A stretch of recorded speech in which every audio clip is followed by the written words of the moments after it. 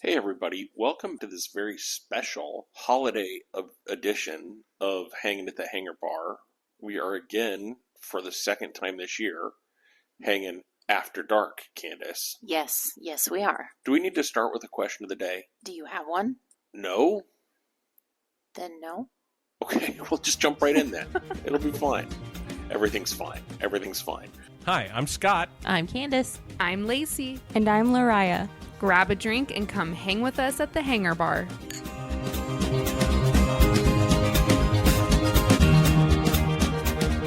We are just slightly delayed in starting our After Dark series for this trip because we are on day 3 now, right? Yes. We just finished up second full day. Yes. So it's almost midnight Eastern time as we record this. My feet are screaming at me. Same. And we've done 2 parks, Disney Springs, and just had an absolutely fantastic time so far. So let's start the most obvious place because we've told everybody one of our biggest nervousnesses about this, and that's a big word. Maybe not even a real one. I think it is. But we're staying off property. Yeah. What do you think so far? It's an option. And when I say that, I'm coming from a very spoiled perspective. Right. Because I realize the way that we do Disney is not the way that a lot of people can do Disney. Right. In the short time that we've been here, I've noticed a lot of differences. So tell me about a few of those. So probably the primary one is transportation. Because where we're staying doesn't have any sort of a service that can drop us off at parks or Disney Springs or anything. So we've been constantly doing rideshare. Right. Which adds up. It does get expensive. Because you figure we're at a minimum of 2 Ubers a day. Yes. And that's about where we've been is just a couple of a day. We've been pretty good about that. Yeah, and I think the resort is super nice. It's laid out much like Old Key West. Just the way like a 2-bedroom condo at Old Key West would be. But it's much more hotel-y. Yeah, that. It feels more like a hotel. But the suite we're in is nice shower. It's a good place. I don't feel unsafe. I don't feel anything like that. And all of our Uber drivers have been great so far. Well, Uber or Lyft. We're doing both. Yes. We're an equal opportunity transporter. Yes. Okay, so we'll probably have more to share about staying off property as we get closer to the end of the trip. But as we learn more. But let's go back to day 1. We got here on Friday. And what was the first thing we did after we got settled in the resort? So we went to Disney Springs and walked around. And then we experienced Haleo for the first time. Yeah, what did you think of that? I thought it was fantastic. So much so that I think it's on our must-do list now. Yeah, we have so many things on our must-do list. I know, we should probably just move here and call it good. So, Haleo, for those of you that don't know, is a Spanish restaurant by Jose Andres. And it is a tapas-style restaurant. So everything is small plates except for the big plate entrees. Right.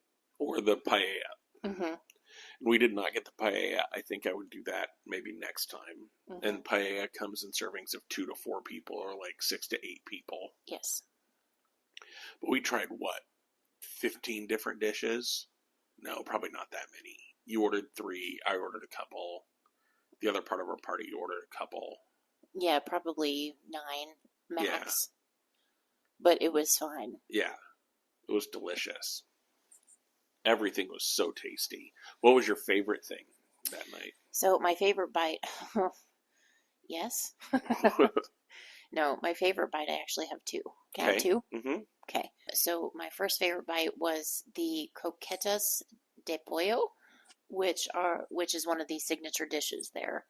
Yes. And then my second one was the patatas bravas. Yes, that was the fried potatoes with the aioli, right? Yes, yeah, and that the was semi-spicy tomato sauce. Yeah, that was on my best list as well. I thought the croquetas de pollo was good, but to me it had just kind of a weird texture. It was creamier than what I was expecting. Like, Yeah. I was expecting something like a giant chicken nugget. Yeah, me too. Honestly. And it was not that. Yeah, it was like you could cream of see the chicken shredded soup. chicken. Yeah. It was like cream of chicken soup. Right. In breading. Right. But not that runny. Right. But it was creamier than what you would expect a croqueta to be. But it was delicious. But it was really good. So I don't know. Yeah, you have it on your best. I don't know that I would put it on my best. The other bite that I loved besides the patatas bravas was what was the one that our other guest got that was the like little cheese with a ham? Oh, yes. It was one of the experiences on the left-hand side of the menu. Yeah. But it was a very special sort of pork that they put It was on... the Iberico ham. Yes. They put on cheese, and then there was little bites of, like, all this deliciousness that all went together.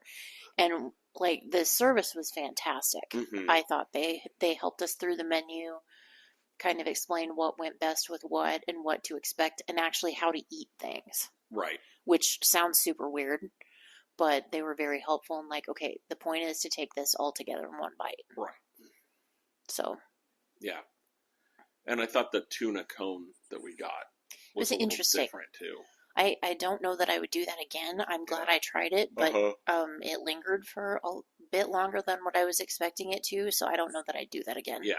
Yeah, for sure. And so to the surprise of everyone that listens to us, Candice and I then walked over to the hangar bar and promptly decided not to go in because this time of year it's the Jock Lindsay's holiday bar. Mm-hmm. And it's not a first come, first serve seating. It's you stand in a line and you wait till somebody decides to leave before they let the next person in. Mm-hmm. And the line when we got over there at 8 o'clock on a Friday night was probably 50 people deep. At least. And we just decided, you know what? I'm not interested in that tonight. We're going to be back in Disney Springs maybe on a weeknight. It'll be a little less busy. We can try then because we definitely want to get into the hangar bar. Mm-hmm. But so what we did instead was we walked across the little road and we went to the outdoor bar for Wineborg George. What's the name of it? It's called The Basket. Yeah, The Basket. And we got a couple of cocktails there to walk over to the World of Disney store and kind of shop around a little bit. Mm-hmm. And I will tell you, I think everywhere in the world needs to let me have a cocktail as I shop. That was a pretty amazing experience, just having my frozen old-fashioned as I was walking around the World of Disney store, going, ooh, I want that, and I want that, and I want that, and I want that. And why can't I have that? Right. And if they probably would have given me about one more drink, I probably would have started purchasing all those things. That $150 train set that I'm going to put around my Christmas tree for 3 weeks out of every... Sure. Why not? That makes sense. I don't care that it's cheap and plastic. I don't know that it's going to cost that much to get it home. Right. It's fine. Everything's fine. Everything's fine.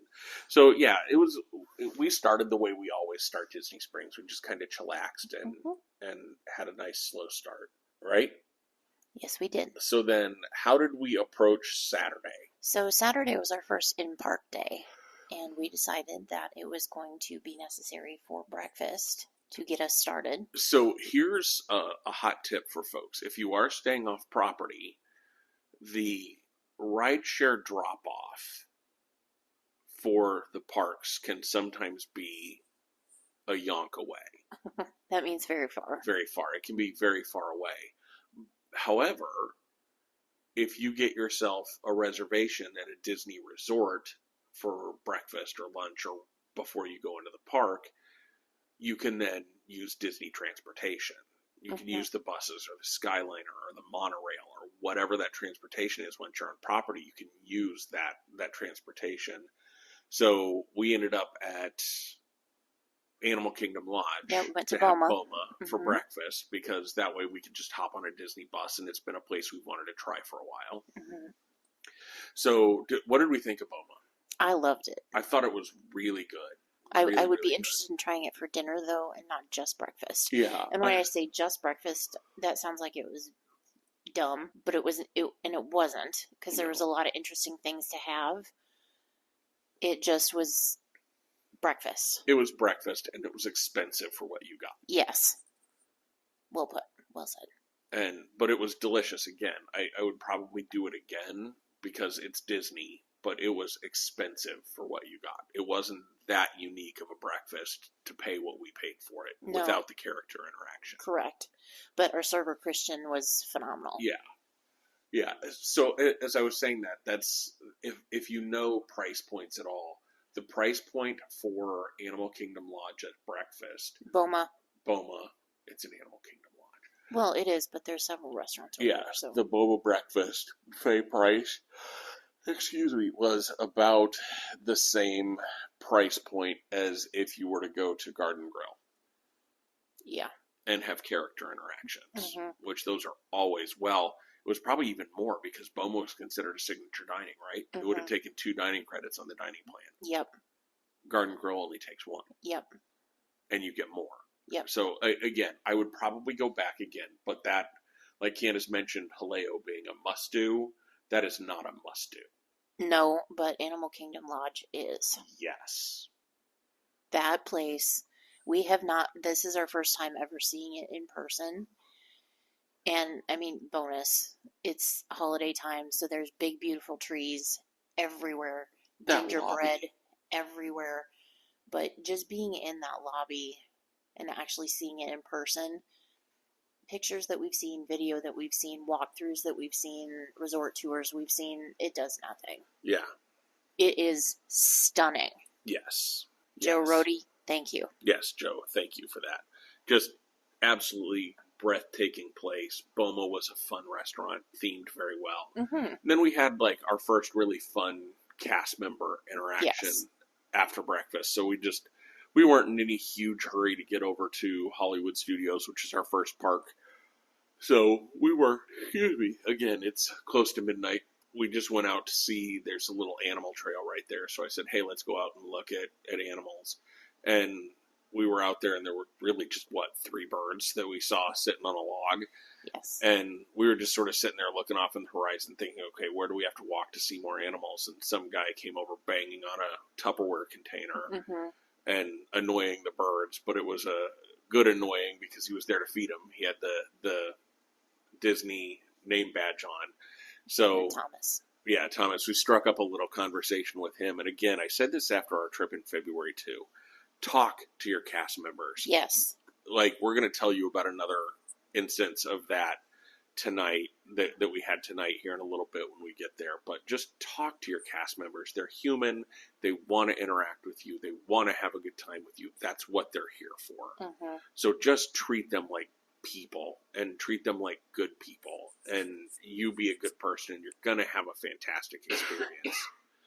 But Thomas, right? Yes. Was there to feed the birds. So we were just sitting there talking to him because, all he was trying, the birds had to get down into the water to be fed. And they were not having any of it. And they were just talking to him. And Candice, or maybe it was Gina that noticed, one of the birds looked like it was shivering. So that was the opening question. Hey, that bird looks like it's shivering. Is it cold because it's cold here? Right. He's like, no, these are just anxious-ass birds. I'm like, oh, same.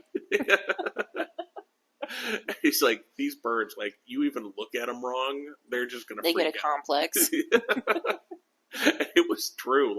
It took, we stood out there for 7-8 minutes before the first one hopped down into the water, and then the other 2 were like, why'd you move? Yeah. Why'd you move? What are you doing? What are you doing? What are you doing, George?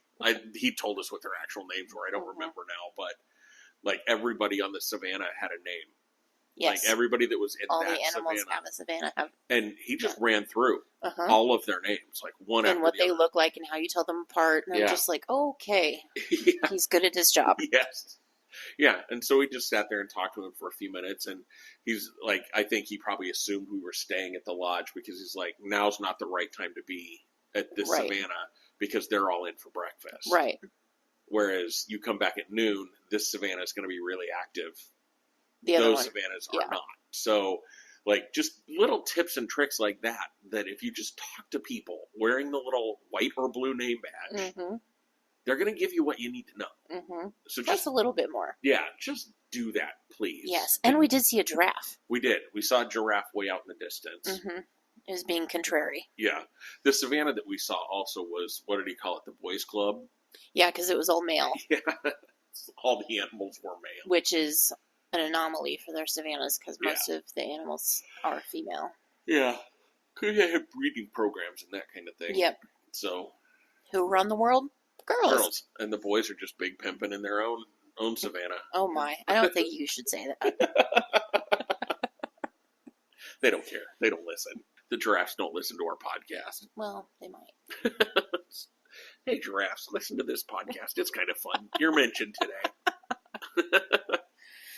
So, yeah, that was fun. Yeah. So then we hopped on a bus, and that was the first time I think you felt like you were truly on a Disney vacation. Yes. Because we were on a bus going to a theme park. Yes. And we got dropped off at Hollywood Studios. Mm-hmm. Talk us through a little bit of how that started for you. Well, we walked into the gates. What did we rope drop? Oh, we rope dropped Joffrey's. Yes, we did. And when we say rope drop, our definition of rope drop and probably everybody else's are completely different. Yes. Our rope drop is when we walk into the park. Yeah. So, no, but I knew that Scott had not had any iced tea in a couple of days. Which I get cranky if I don't have a little bit of iced tea every day. Well, yeah. And I wanted some coffee, so. That's what we did. Mm-hmm. You didn't have any special blend for that one, did you? I had cold brew. I had the shaken Jamaican cold brew with a little bit of cream and a shot of hazelnut. Okay. Yeah, that's right. And it was delish. Yeah, that's right. So then we made some decisions. Yeah, and I actually like the way we attacked the park. I agree. We didn't necessarily get to do everything we wanted to do because it was a pretty busy day. I think Christmas season, weekend. Yeah, and the park closed early because there was a Jollywood Nights celebration, which we did not attend because we just don't think that's right for us. Yeah. And after seeing everybody, how they were all dressed up for it, I really think it wasn't for us. But props to them for doing that. I mean, people were like full-blown ball gowns. And heels. At and 9 o'clock in the morning. And did that all day long. Yeah. Just crazy. And I just think my feet are dead now, my lord. Right. So the decision we made was we decided how we were going to go around the park. We did not go down Hollywood Boulevard. Mm-mm. Hollywood Boulevard? Sunset Boulevard. Sunset Boulevard. So we didn't go over to Rock and Roller Coaster or Tower of Terror. We just decided, not this trip, not for us. There were other things we wanted to prioritize. So we jumped in line for Mickey and Minnie's Runaway Railway as our first attraction. A posted wait time of 45 minutes, and I think we waited 30. 20 or 30. Yeah. Like, the line never stopped moving. Yeah. It was crazy. Like, at that point, we were like, this is going to be a good day. Mm-hmm. Because, like, if every line moves like this today, like, it's not going to be as busy as we thought. Spoiler alert. It was busy as we thought. So then we went, and from there, we went over to Muppet Courtyard. Mm-hmm. And we saw Muppet Vision 3D. R.I.P.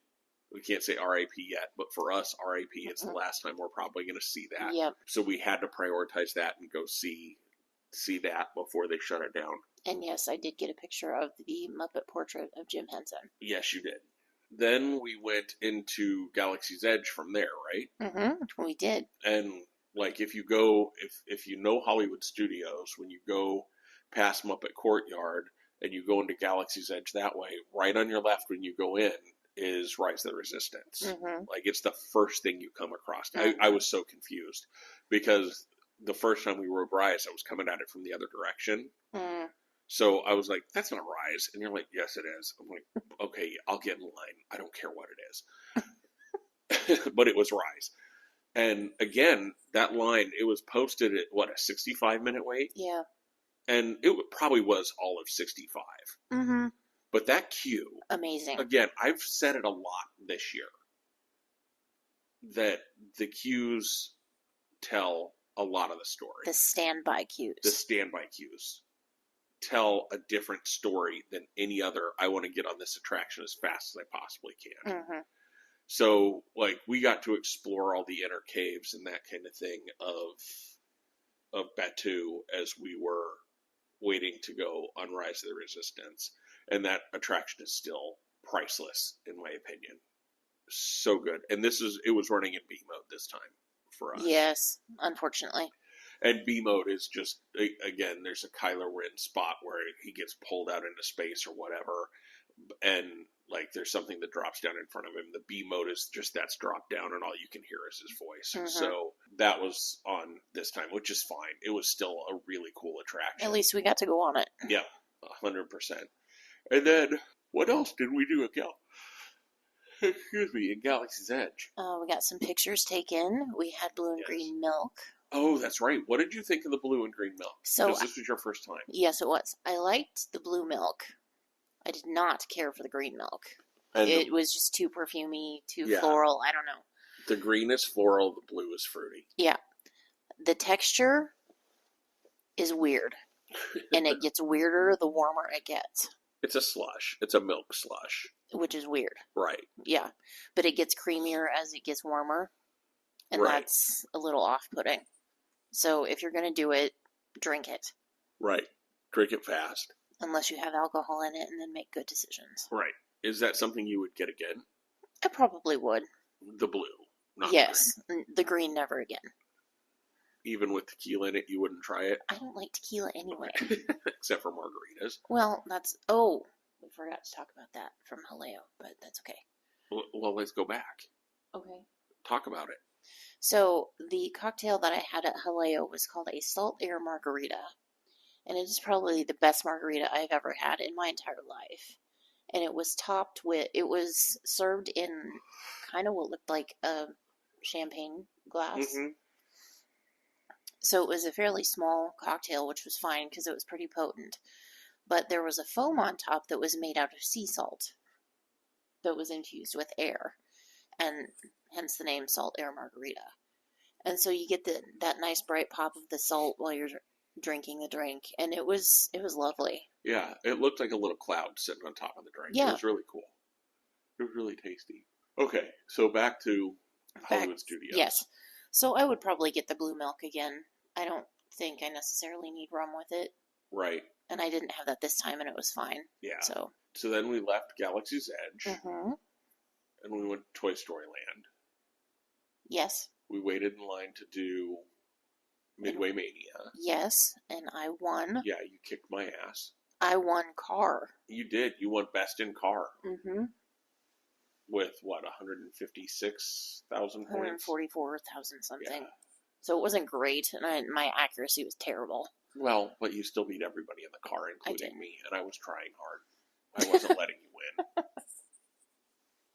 And if I were letting you win, I would tell you I was not letting you win. I was trying my hardest. Okay. I just suck at that game.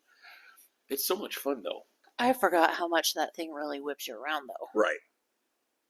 Like when you're going around the corners, it really does. It feels like a roller coaster-esque, but then you get to stop and play games. It's fun. And then we made a decision to not wait in line for Slinky Dog. So again, eventually that will be just a next ride thing that we do. Maybe that's one of those things where I think we have to get Genie Plus if we're going to do that, because I don't know that I want to stand in that line for an hour and a half for anything. You mean multi-pass? Yeah, whatever. Whatever they call it today, because it's going to change by the time this episode releases. Yeah, probably will. That's an exaggeration, folks. They are not They have not announced any changes to that. It's the Lightning Lane multi-pass and single pass and Fancy Pants pass and Premier. Right, Premier. Yeah, whatever. Again, I like Fancy Pants pass. Yeah, I do too. Mm-hmm. Bougie pass. Hey, I am bougie. And I will not pay for that pass. So you can't call it the bougie pass. That's funny. So then, is that when we wandered over and got drinks from the Brown Derby? After we left, we decided not to do that. Mm-hmm. It wasn't quite time for our dinner reservation yet, so we just walked over to the Brown Derby and, we were going to get in line to sit in the Brown Derby bar lounge and, again, packed, 20 people deep waiting to get a table in the lounge. I'm just like, no. So we found a spot in the shade to sit on a wall, and I went over to the bar cart that's right outside the Brown Derby, and Candice got Is it Hollywood Lights? Yeah, Hollywood Lights drink, and then I got the director's cut. Yes. So hers was vodka, rum based. Mine was bourbon based. They were tasty cocktails. They were. I was kind of disappointed because mine was supposedly a holiday situation. And it said that it came with a glow cube, but it was just a regular glow cube. There was nothing holiday about it. Right. So, but whatever. Yeah. So then we went to dinner. Where'd we go to dinner? We went back to Roundup Rodeo Barbecue in Toy Story Land. Was it as delicious as you remember? No. Parts of it were. Parts of it were, yes, but parts of it, no. And the funny thing is, we were sitting within one table of where we sat last night. Yes. Same wall. Yep. Looking at the same things. Yep. Just one table over. Yep. Which was hilarious. Yep. So, again, I know we've described this before, but it's an all-you-care-to-enjoy family-style meal. And they just, so much food. So much food. They start with a couple of salads and those there's cheddar biscuits. 2 of us sitting there and they bring out 6 cheddar biscuits. Yeah. I'm like, I know we're not tiny people, but really. Right. And then they bring the salads. And then they bring out this big platter with 4 or 5 different kinds of barbecue meats and baked beans and corn. And coleslaw and macaroni and cheese. And again, two of us sitting at the table and they gave us 6 ears of street corn. They were half ears. Yeah, just way too much food. And tater tots. And ugh. And I will tell you, that was the worst part of the whole thing. Yeah, it really was. Because they're super salty. But what did you find out that made us feel a little bit better about the portion sizes and not eating very much? Yeah, so I found out that any food that was not eaten is composted. And anything that's left in the kitchen is donated to local shelters. And I have a hard time believing that all, if not most of the restaurants on property, Disney restaurants on property, do the same thing. Right. Yeah, so and I'm sure the compost goes back to places like the Land Pavilion and that kind of thing as well, or maybe even to feed animals in Animal Kingdom or whatever. So I felt a little bit better about some of the food waste that we had, at least in the restaurant. And of course, with it being all you care to enjoy, they don't let you take a doggy bag or anything like that. Right. I wonder, they don't let you take any, not even if you have, you didn't ask for extras? Nope, nothing. Okay. Interesting. Because the table next to us asked for boxes. Oh. Do we want to talk about them? I think we need to. Okay, go for it. I think it needs to be addressed. Yeah, I didn't pay that close of attention or went to the bathroom or something. So there was a table. It was a family group, 5 adults and a child probably 2 years old maybe. And it was very, very clear that the adults in the group had been drinking for a large portion of the day. Or if it hadn't been a large portion of the day, it had been large portions of alcohol in a very short amount of time. Because they were inebriated. And one member of the party got continuously louder and more vulgar as the evening progressed. And finally, the server refused any additional alcohol service. Which, props to her. Kim was amazing. Yes. Amazing. She handled it like a true professional. And we told the manager that. Yep. But so then, the table cleared out, except for this lady's husband, who was also inebriated. And he proceeds to tell the table next to them about the restaurant cutting his wife off of additional alcohol service. And how when he asked for a reason, they said it was because she was skinny. Which, no, it was very clear they didn't cut her off because she was skinny. Right. Yeah, it was interesting. And so let us just serve this as our PSA that while we know that it's fun to drink at Disney World and all of these things, it's still a family environment, and just be responsible and be respectful. Yeah. I don't even know how you can afford to get drunk at Disney. I know. Those 2 drinks that we were talking about, when I signed the tip over on those 2 beverages outside the Brown Derby, $41. Yeah. How do you get drunk at Disney World? I don't drink too fast, drink a lot. I don't know. Have more money than sense. That tracks, actually. Yeah, it kind of does. It kind of does. But so we decided again, like first day, we always kind of overcommit ourselves on first day, and we were thinking about doing Fantasmic before we left, but we just decided, you know what, let's come back to the resort and just hang out and chill, which I think was the right decision for us. Definitely. Candice, the reason we didn't record on first full day one was I came in after watching a little bit of TV and Candice was already asleep. So I'm like, I'm not going to wake her up to record. We can record another day. So then we got up this morning and wouldn't you know it, we had another breakfast reservation because again, we wanted to be able to use, well, in this case, we didn't want to use Disney transportation. What did we want to do? We wanted to walk to Epcot. That's right. So where did we go for breakfast? So we went to Ale and Compass at the Yacht Club Resort, which we had never visited the Yacht Club. We were at Beach Club in February. Yep. And it is the sister resort, but it's very different. It is a completely different feel. Mm-hmm. Different. Because like the Beach Club feels kind of light, relaxing, not stuffy. Everything about the Yacht Club felt stuffy to me. Yeah. They didn't have a gingerbread display. Correct. The decorations were much more understated. Mm-hmm.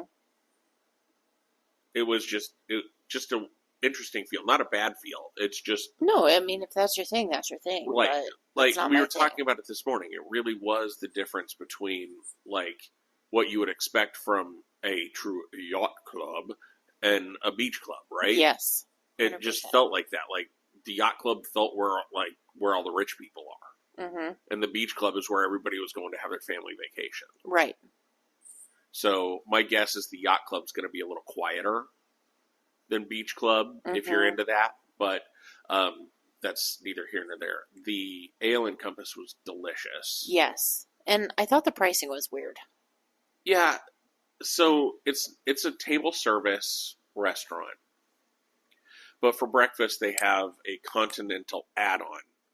But their continental add-on is just strange. So for $28, they call it a continental add-on, where you get to go up and do continental breakfast that has pastries and fruit and yogurt and biscuits and gravy and good cheddar biscuits there too. But then you also get a drink and a full entree.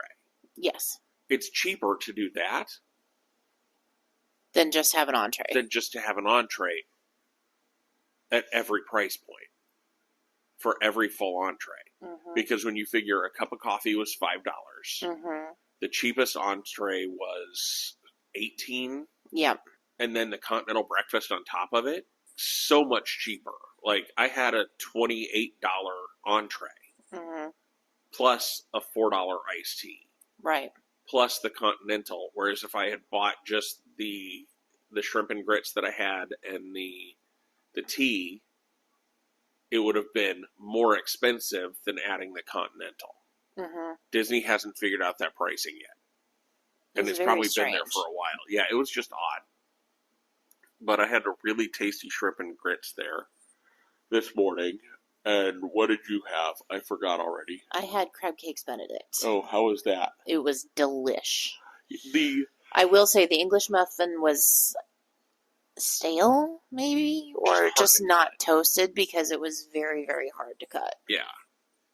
Because you didn't eat much of that, did you? No, I ate like one bite of my English muffin and then just kind of deconstructed the whole thing and just ate the crab cakes and the eggs and the arugula that was with it. And that was all very, very good. That's all you really needed. Yeah. Then we had cocktails there, and then we walked down to the beach club. Yep.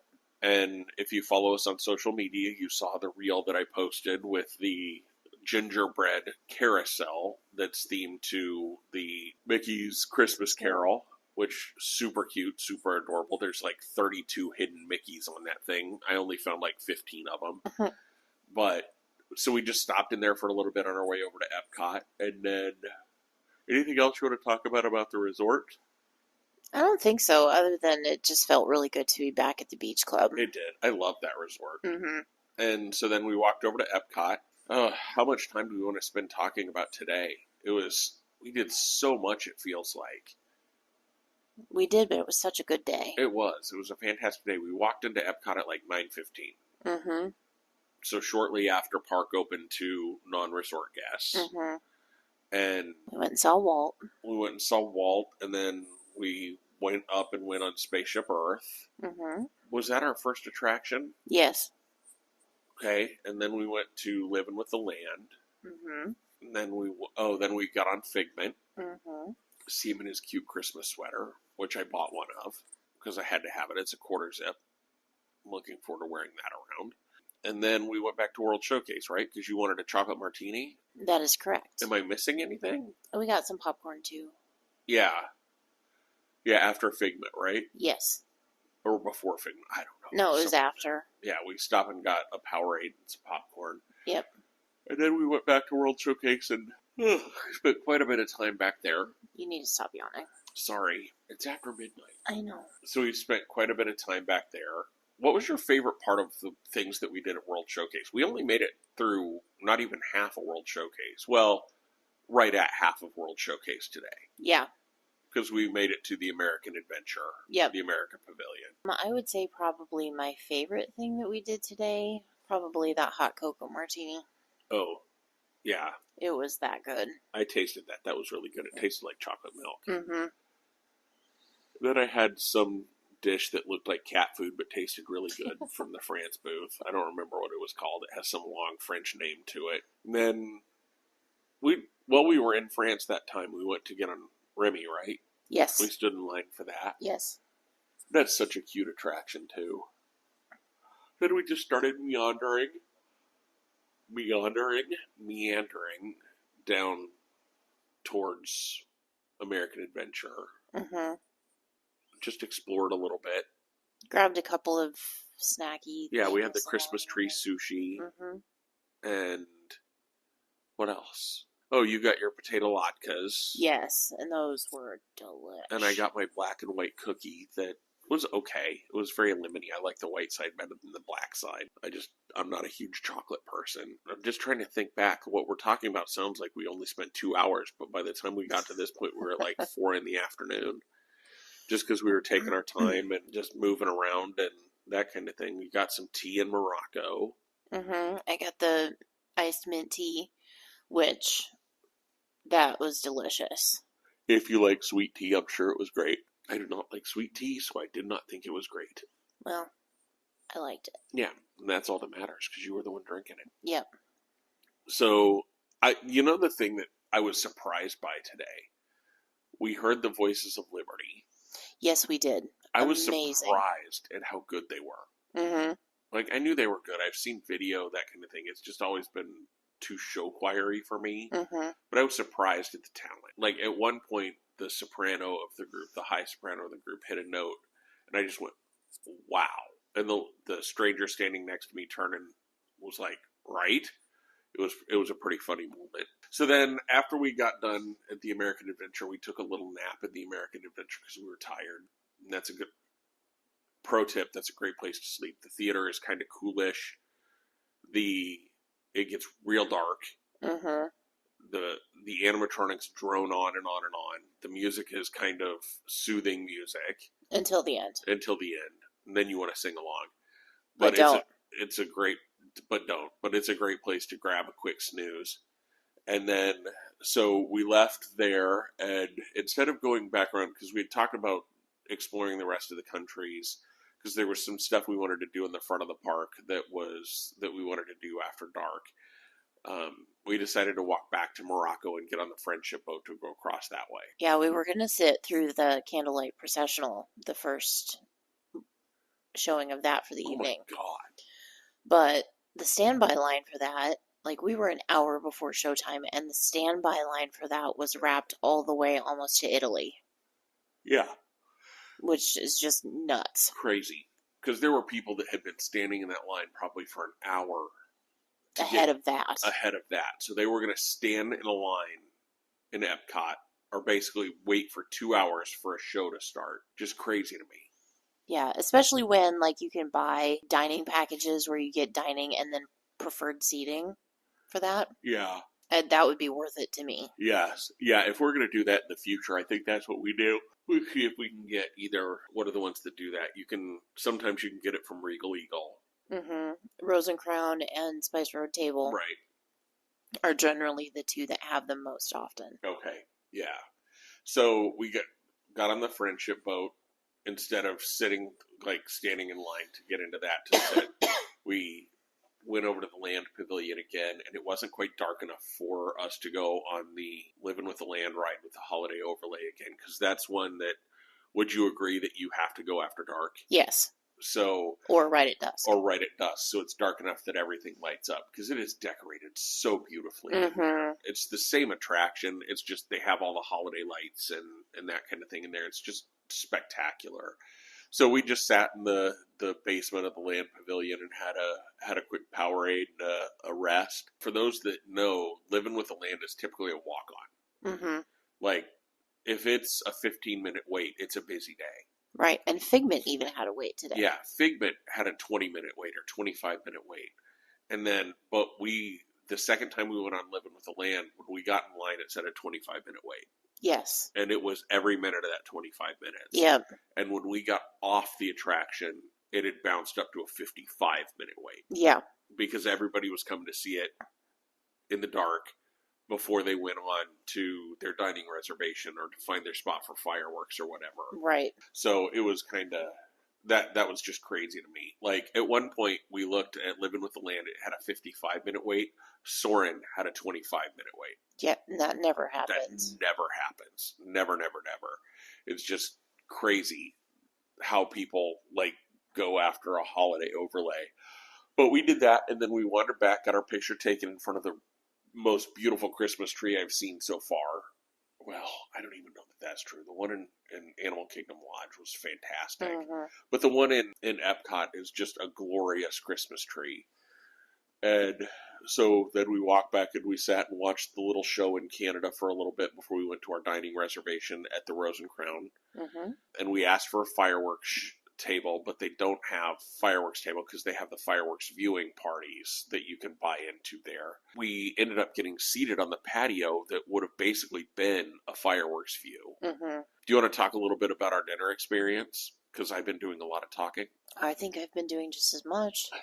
Well, I'll let you talk about our dining experience. So, it was fantastic. We had the sweetest server. Her name is Harriet. We've adopted her. Yes, she is now ours. But, we all started off with a beer or cocktail. Yes. No, I guess just beer. Well, there was a bourbon flight involved. Yes. No, a Scotch flight involved. A Scotch flight. And then we shared a Scotch egg, which was really good. Yeah, I've never had one of those before, and it was delicious. And then I had fish and chips, which is kind of their signature thing, and you can get it at the Yorkshire County Fish Shop walk-up window. And that's the only place I've had it before. It was good from there, but it was really good from Rose and Crown. Yes. Yeah, and I had bangers and mash. Very typical British food. Mm-hmm. It was brown, but it was so good. That was some of the best sausage I've ever had. It was really good. It was delicious. And then for dessert, we got the sticky toffee pudding. And then our server brought us a little cupcake with a white chocolate Mickey with the British flag imprinted on it. Union Jack. Yeah. So tell our audience a little bit about why Harriet felt she needed to do that for us. So Harriet came to us at one point in the evening, and we had fabulous service the entire time. We were eating, drinking, laughing, having a good time, all the things. And she apologized, and we're like, "What are you apologizing for? You've got nothing to apologize about at all. You've been fabulous." And apparently the table that was sitting right next to us, I don't know what it is with tables sitting next to us being badly behaved, but right. Anyway, they weren't clear about something and got mad at Harriet and were very unkind to her. So she was dealing with a lot, and she had to step away from them and collect herself and that kind of thing, and she felt that created a bad experience for us. Yes. But it did not. It did not at all. We felt bad for her. Yeah, we didn't even notice. No. And it was again, going back to be kind to your cast members. Yes. They make the magic. Like, we were just sitting there. We were sitting at our table. We were going to watch the fireworks from there. It wasn't, like, where we were sitting wasn't a perfect view of the fireworks at Epcot, but it would have been fine. Mm-hmm. We would have seen and heard everything we needed to see and hear. But she came out and said, hey, that table 2 up is gone. Nobody's sitting there. Why don't you all move up there and I'll bring your dessert up there? Just because we'd been so nice to her. And it just put us that much closer, gave us that kind of magical moment. And then as we were wrapping up signing the bill and that kind of thing, we were just talking to her, and she was telling us about like how she had been on the cruise line and wants to go back and what she wants to do and where she came from and all of these things, and just such a lovely person that, like, and at one point, like, this is the kind of thing that just, and we'll end tonight's, I think, here. One of the things that just warms my heart is she was having such a bad night, she was doubting her contract. Yep. And because we were the people we were, and we were just so loving and kind, and this isn't meant to blow us, like, give us a big head, but this is the power kindness can have. She looked at us with, like, tears and said, you guys may have just saved my contract. Yep. And I'm just like, oh my, don't, just, now I'm verklempt. Stop it. Harriet, no. No. So, we're now going to follow her and see, like, when Not in a creepy way. Not in a creepy way, but she was talking about, like, her next contract is probably going to be on a cruise line again. And we're like, let us know what ship you're on. We'll come see you there. And because you're now our people. Right, you're now one of us. Congratulations. But yeah, so just we'll end there, kind of the way we started, is just be kind to people. You never know what someone's going through, and why make somebody else's day worse? Right. When you have the opportunity to make it better. Right. And I'll advocate for that every day of every week of every year. Okay, anything else you want to talk about before we sign off for tonight? No, I think we're start good. Counting sheep and wake up at some point tomorrow. Yeah, I think we're okay. Okay, sounds like a plan. We will see you all in you'll hear the next part in just a few seconds. We'll see you tomorrow, though.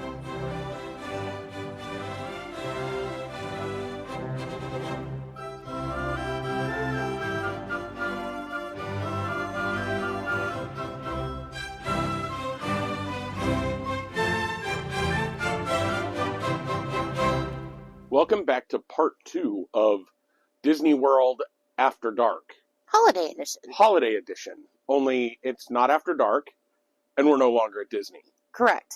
We did not record as diligently on this trip as we did the last one. We did not, but there was a pretty significant reason for that. Do you want to tell everybody why? I got sick. Yay! Yay, traveling. Right. Yay, little kids coughing open-mouthed. Yes. Yay, having babies sneeze directly on you. Yes. So you can probably tell I have caught a little bit of the cold that she had too. Sharing is caring. Yeah, it is. I don't think it hit me as hard as it hit you, because I think I'm on the downward spiral of it. Yeah. Already, but I think it is what it is, though, right? Right. We were still there and had a predominantly good time. Yeah, I think it was fantastic. I think we had a great trip. So we left off, the last time we recorded was on the 8th, you said, which would have been Sunday night of the trip. Yes. So Monday was kind of a day off. Right. Because you worked. I worked. How did that work for you? It actually worked really well. I had all of my stuff that I needed and was able to communicate with my team and get some stuff done. Probably not as much as I needed to, just considering time of year and everything. Yep. But it went fine. Yeah.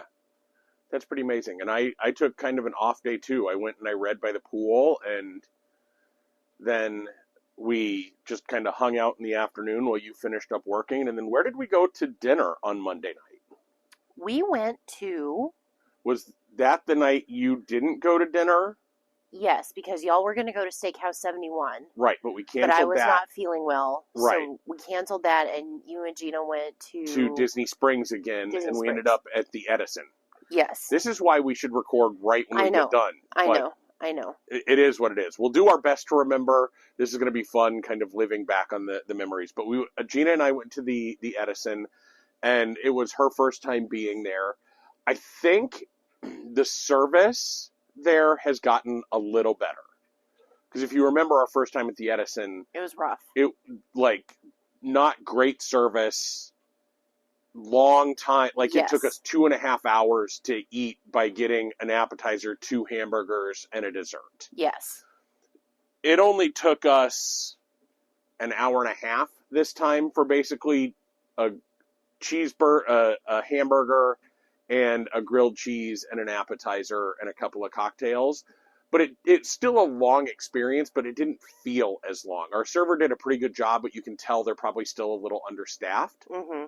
And I will tell you, our server even made mention that she asked when the last time I was here was, and I said it was several years ago, and she's like, oh, we've gotten better since then.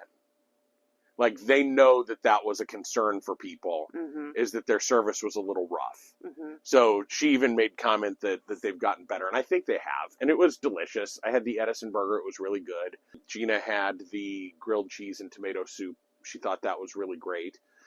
We didn't get dessert there. And then we got a couple of cocktails each, and then we walked around Disney Springs, and that was our Monday. So let's go back to the comment about the Edison being an experience. Yes. And something that I've noticed, and I think it's a very, very important point to make about Disney restaurants in general, and I'm not saying that the Edison is owned by Disney because it's not, but I think anytime you commit to having a meal at a table service restaurant on Disney property, be prepared to commit an hour and a half at minimum. Yes. For the experience, because they don't have to be fast. Right. So don't go into a table service meal thinking that you're going to be in and out in half an hour. Right. Even though that might be your table service experience at home, it's not going to be at Disney. Right, because you're on vacation, they want you to slow down. Right. They want you to, yeah. But I will tell you, when we get to our last Epcot day, remember this, because our dinner time, I want to talk about this exact same thing. So just help me remember that when we get there. I will try. So yeah, that was our Monday. And then Tuesday, hopefully all of our listeners got to follow along on Instagram with my solo day, right? That was a pretty good story. Yeah. Did you enjoy, was that a good thing for me to do? I think so. I mean, I was in and out of consciousness pretty much all day. But the moments that I was up and was actually following along, it was good. You did a great job. Well, thank you. Thank you. For me, having a solo day, I felt like I needed a little bit of a side quest. Okay. Instead of just going and hanging out at the parks or anything. I'm one of those people, I'm a doer, but I didn't also want to just go with the intention of doing in the park. You know what I mean? I do. I needed that side quest of documenting my day. Yes. So that I think it made it to where I could enjoy the day even more. And it also gave me something to do in those moments when maybe I felt a little alone, that I normally wouldn't have felt a little alone. It just gave me something to do. Right. Like standing in the super long line for Slinky Dog when I got there. That was a super long line, really nobody to talk to, outside queue that just so many switchbacks, I think I got dizzy. And so just being able to snap a couple Instagram stories and Facebook stories and just do that as I'm walking through really kind of helped drive my day a little bit. Okay. So what else do you want to know about my solo day? Well, so let me ask you about this. You are definitely the more social of the two of us. Yes. You're an extrovert. You will talk to absolutely anyone. Very true. All of the things that we've covered before, where I am very much not either of those things. Yes. What did you think of the experience of being in the park solo? I thought it was really cool. I think also the Instagram stories gave me that extrovert outlet a little bit. Okay, so you felt like you were sort of representing... it felt like I had somebody with me. Right, and we were with you. Right. Even though we weren't. Right, exactly. Exactly. Okay. Because, as I look back on the day, I talked to a few cast members for a couple minutes. I talked to a couple people in line. Very important. Right. I talked to a couple people in line about a couple of quick little things, but nothing really stood out as having, a big conversation like making friends in line. So I think having the Instagram stories probably helped with that a little bit. Okay. But would you do it again? Oh, hell yes. Okay. 100% yes. I had such a great day. And what I think I appreciated was, and I don't want you to take this the wrong way, of there was no thought of what someone else wanted to do. Mm-hmm. It was No, I get that 100%. Right. I get that. And even for an introvert, I appreciate not having the pressure of somebody looking to me for what we want to do next. Right. Does that make sense? Yeah. Not having to check in. Yes. Just doing what you want to do, when you want to do it, why you want to do it, and making what you want out of it. Making the decision, yes, I want to stand in that line. Making the decision to go get a beer. Making a decision to switch parks. Figure out which transportation I wanted to take. All of those things felt like I was just very much in the flow. Mm-hmm. I gave myself an idea going into it of here's what I would love to accomplish. Like, these are the things that I want to do. Like, I wanted to go see if I would fit on Flights of Passage. And you did. And I did. We'll get into the day here in just a minute. Yep. I wanted to make sure I got on Slinky Dog. I wanted to try the single rider line for Rise of the Resistance. I wanted to, what else did I do? I wanted to try and get into Space 220. Some of those kind of things were things that I sort of, not only did I have the Instagram stories side quest, I said, here's the things that I want to try and do. I added Park Hopper, which, trip planning for folks, a couple of things to keep in mind that I learned lessons on my solo day. You cannot add a Park Hopper for just one day of your ticket. You have to add Park Hopper for all remaining days of your ticket. So I ended up having to add Park Hopper for 3 extra days that I didn't need Park Hopper for. But I think when you buy Park Hopper there, it's cheaper. Because to add Park Hopper to all 4 remaining days of my ticket was $100. That's cheaper than adding Park Hopper to your ticket price beforehand, right? It's not really. Really? No. It's about $25 a day for Park Hopper? Ish. Okay. Might be a little bit more, but... Yeah, well, I sit corrected.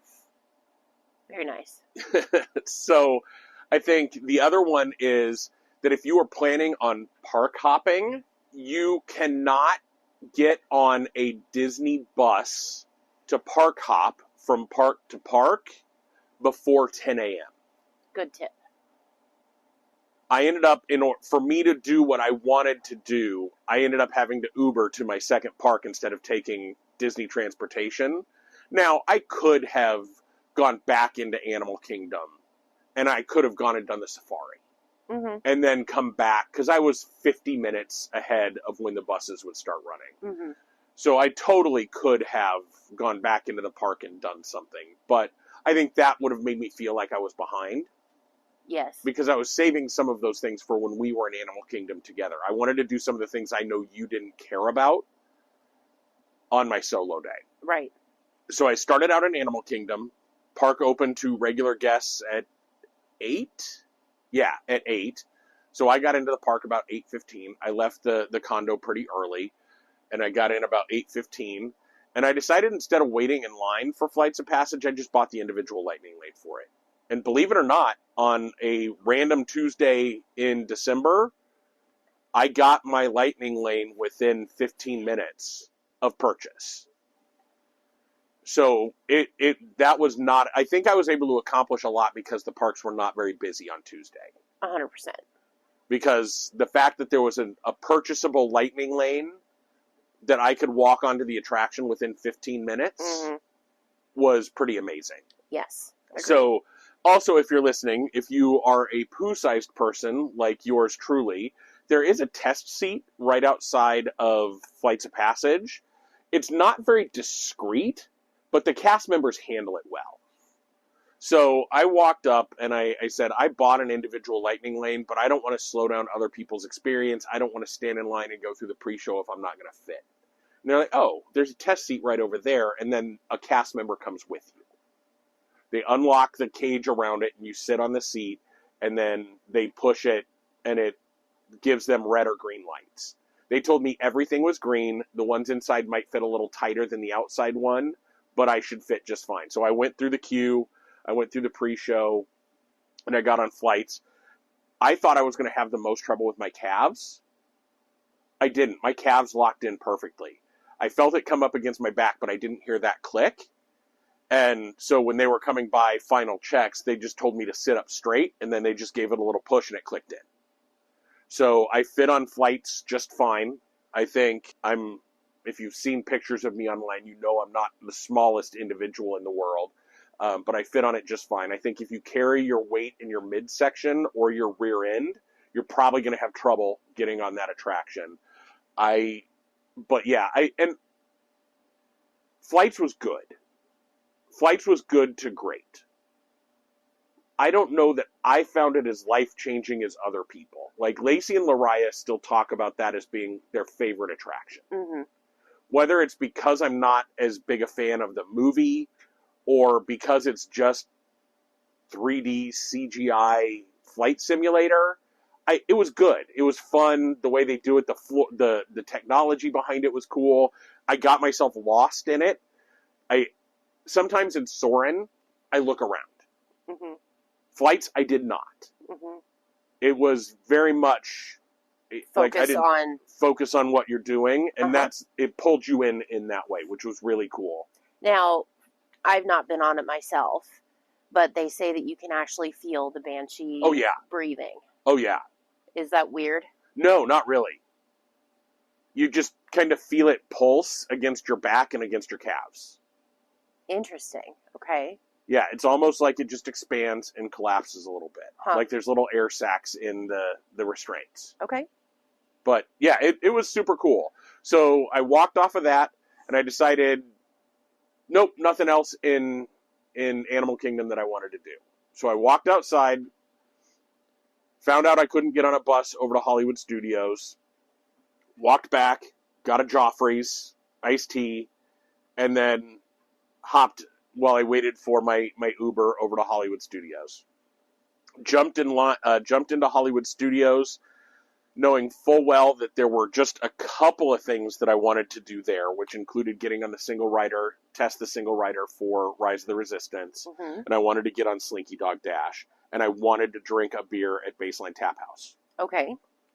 So... solid day, actually. Yeah, and that's what I did, except for one of those things. My first stop was I went the wrong way, so I had to go through Galaxy's Edge to get to Toy Story Land because I got myself confused and went the wrong direction. So I walked through and I got the other thing that I wanted to do at Hollywood Studios is get a Lunchbox tart. Okay. Yeah. So I walked through Galaxy's Edge and Toy Story Land, walked down, got to Woody's Lunchbox and got myself a Lunchbox tart and a bottle of water. And then got myself in line for Slinky Dog. And the Lunchbox tart is a glorified Pop-Tart, if you don't know. Mm-hmm. I had somebody on the Instagram stories message in and say, how was it? And I said, it's dry, but better than a regular Pop-Tart, and it better be for $5. And it's something I would probably go back to as a treat again. But tastes like a Pop-Tart. So nothing overtly special about it, just kind of kitschy and... yeah. Okay. It's a homemade Pop-Tart. Okay. Yeah, it was good.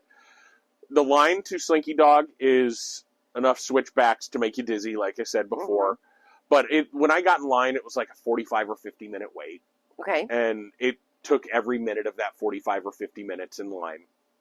And that's one of those rides, if you're by yourself, they will pair you up with someone else. So I was paired up with another single rider. And that roller coaster is so cute. It is so much fun. And it's so smooth, too. Mm-hmm. Just as a little bit of a backstory, a couple months ago, and if I haven't mentioned on the podcast before, I hurt my back.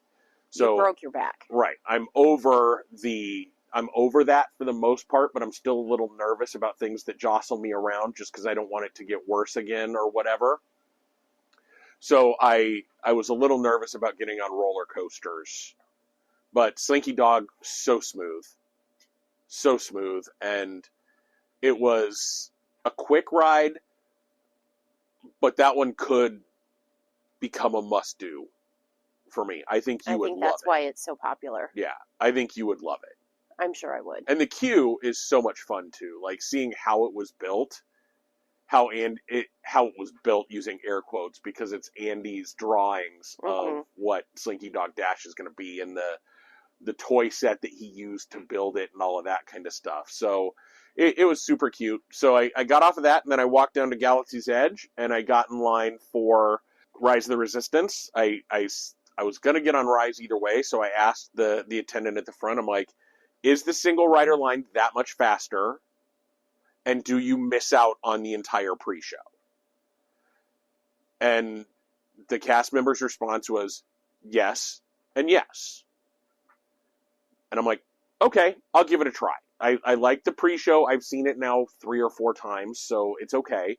I want to know what the experience is like. So you walk through the single rider line, and you go through some back hallway.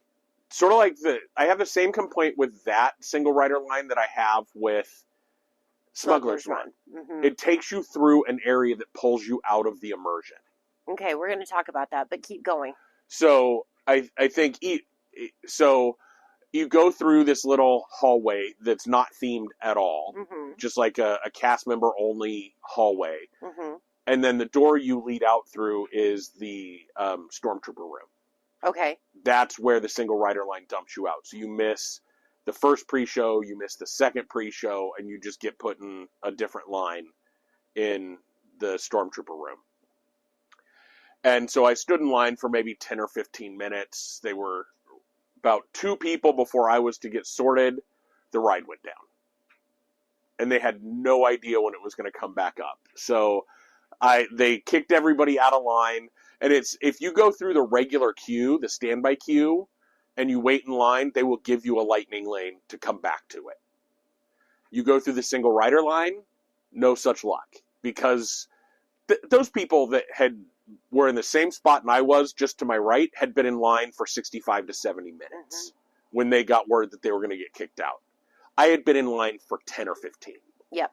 I didn't expect anything. Yep. The guy 2 behind me in line in the single rider line, that happened to him earlier in the morning too. Single rider line, he got to the sorting spot, it went down, they kicked him out. So he was the problem. Could be. Very well could be. I should have blamed him in the moment, but I didn't. No, don't do that. I felt bad for him, but I think... So, and the cast members handled it great, because he was pretty frustrated that he's now wasted how much ever time. 10 whole minutes. Well, for him, it was probably closer to an hour of his park day, and he was thinking he'd be able to knock it out quickly. And that was my thing, is he had never been on it before, so he missed all of that pre-show. I think he was one of those people that wanted to go ride after ride after ride. And the cast member was like, look, I don't have any authority. The Empire doesn't give me any authority to give you anything because you came through the single rider line. Now, right outside, you'll find a guest services place that they may be able to help you. So go talk to them and see what they can do for you. And so they helped him on the app figure out where the nearest the nearest guest relations place was. I don't know how that story ended, because I just said, okay, I'm going to go get a beer.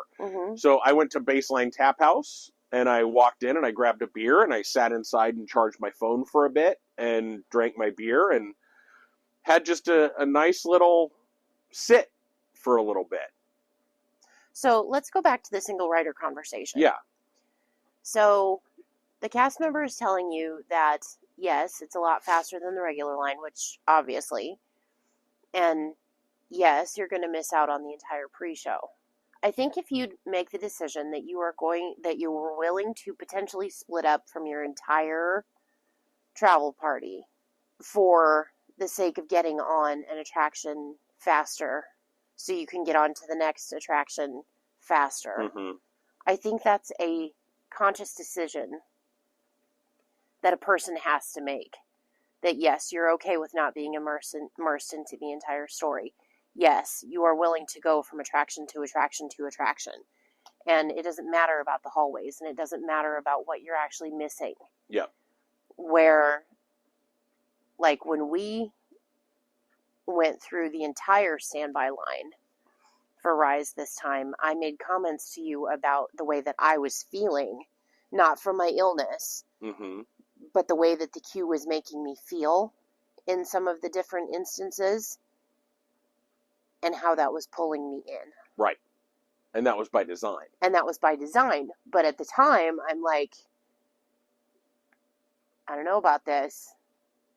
I mean, it was very unconscious. Right. That it was happening, but it was happening. Yep. It was the music. It was the narrowness of the hallways. It was the ambient sounds and everything, plus the din of the crowd in the space with us. Yep. And yeah. All of that is by design. I realize that. Yeah. But, I mean, going back to what we were talking about, I think if you are going to say, yes, I'm going to go through the single rider line, you have to make some sacrifices. Yes. And you have to be willing to own those sacrifices. Yep. Yep, agreed.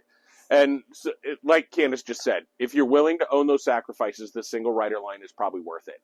I would not recommend getting on that attraction for the first time to the single rider. No. You need the whole story. You do. You need the queue line, whether it be the main multi-pass or the individual lightning lane or the standby queue. You need that story to understand what you're doing to make it more worthwhile. Another funny thing that happened, which tells you how close attention kids pay, when the ride was going down, when it was having trouble, we were standing there in line before they kicked us out. You had the first order officers there doing the sorting, and I think one of the supervisors of the attraction is a resistance fighter. She was on the ship out where the sorting room was. Oh. Like talking to other cast members and that kind of thing. Probably like, what do we need to do? What do we need to do? That kind of thing. But the little girl in the line who had been standing patiently for probably 70 minutes said, "Why are the good guys here?" Oh. I was like, good catch, little one. She's being raised properly. Yeah. I just thought that was amazing. Like, little kid paying a close...